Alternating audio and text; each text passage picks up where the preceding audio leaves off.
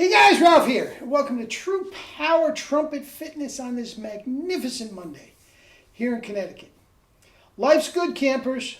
Life is good. Anyway, let's get right to it, baby. You saw the thumbnail.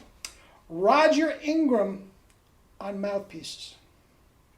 Very, very telling stuff.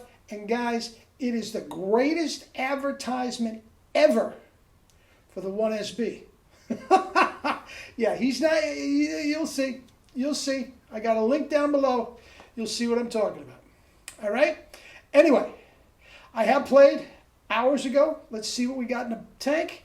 And we'll talk about Roger Ingram and his Mouthpieces.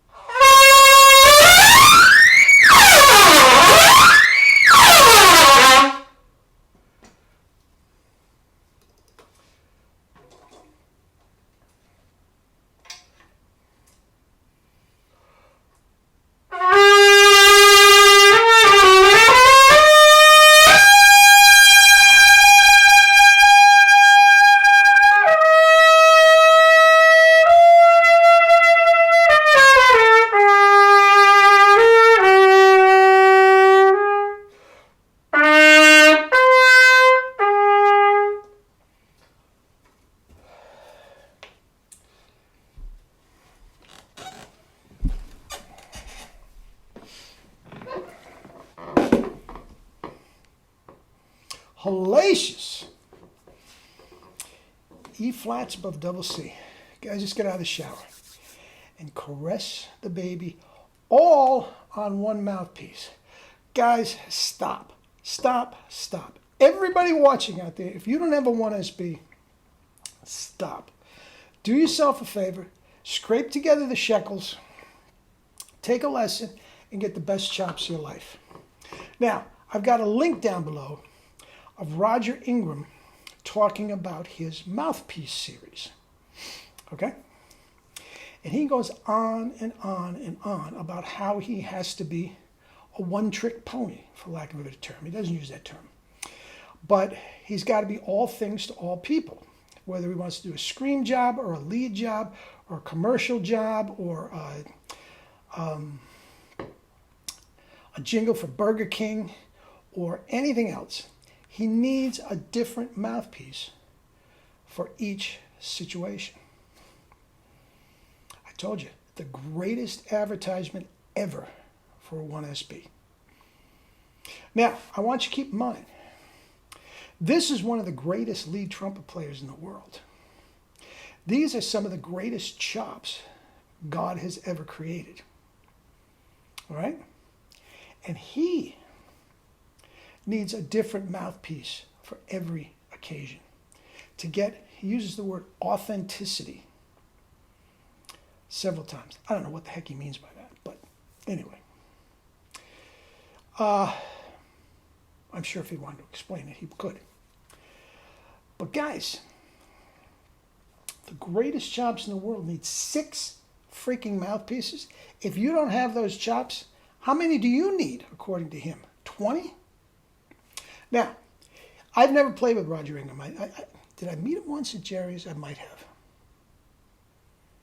Anyway, I have played. Now, he talks about Lou Soloff, who's one of the great commercial players New York has ever produced. All right?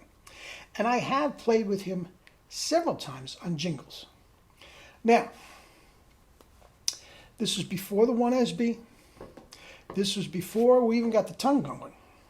Okay?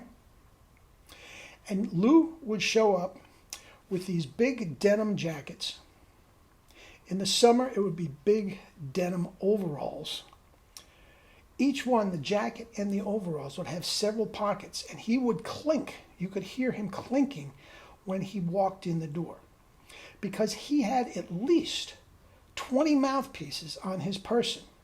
And he would go to the music, he would sit down, he would look at the music, and he would take out 3, 4 mouthpieces to do the jingle.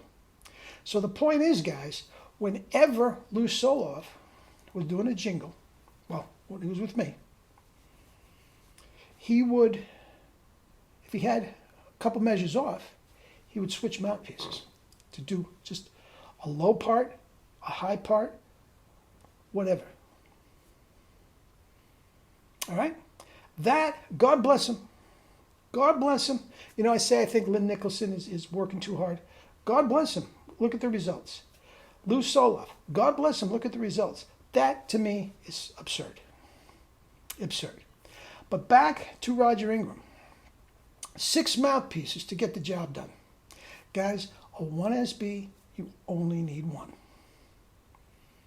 You only need one. Now, Roger Ingram talks about he needs a certain mouthpiece to play classical stuff. Guys, nobody called Roger Ingram to play classical. But that's beside the point. Classical? How about Herb Smith, assistant principal of the Rochester Philharmonic, playing a 1SB? Go on and listen to his YouTubes of the Arbin stuff. That's not the 1SB, but that's the quality of player who's just killing a 1SB. And not only does he play the 1SB in the orchestra, he's the top call lead player in Rochester. So after he gets through, he goes downtown and he plays lead trumpet with Paul Anka. That's the quality of chops he has. Okay? You want to talk lead player? Tom DeLibra, playing a 1SS. Best lead player in the world. Perico, you heard him play. Anything he wants to play. From classical, Nessun Dorma to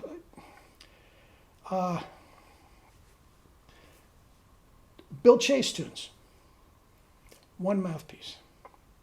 Now, on one hand, if you think about it, Roger Ingram is a much better businessman than I. Trust me, the bar is so low, that's not saying much. All right? He's got 6 mouthpieces that he wants you to buy. I've only got one. And I'm telling you, it's the only one you have to buy for the rest of your life. That's not good business. Why do you think Monet and all these other manufacturers have dozens of different variations on the same rim and the same cup and the different back bore? You can get 10 different variations for one mouthpiece. Why? They're selling you mouthpieces. And then the next year, oh, you have the ABC. We just came out with the XYZ that's going to be even better. Guys, one mouthpiece, $200, $191, which is cheaper than anything of these custom-made mouthpieces. Cheapest one out there, $191 and $9 shipping. That's all you're paying the rest of your life. And you can go guys, 5 days a week, I don't do 52 weeks a year. Let's say 48 weeks a year.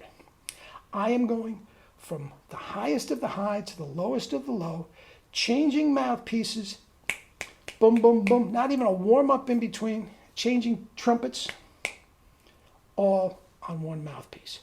Roger Ingram, thank you. You proved my point. All right, watch the link down below and eat and drink your fruits and vegetables and live your life with true power, not the fake stuff, true power. Love you all, guys. Sorry, one more thing about Roger Ingram. When you look at the link, the clip, it's only about 5-6 minutes. Tell me what's going on in the right-hand side of Roger Ingram's lip. There is a cut, a welt, a chancre, a bruise. I don't know what the heck it is, but it is ugly. It's not right on the mouthpiece spot, I think. So it may or may not have come from playing. But those look like some dry, beat-up chops. Just saying. Love you all.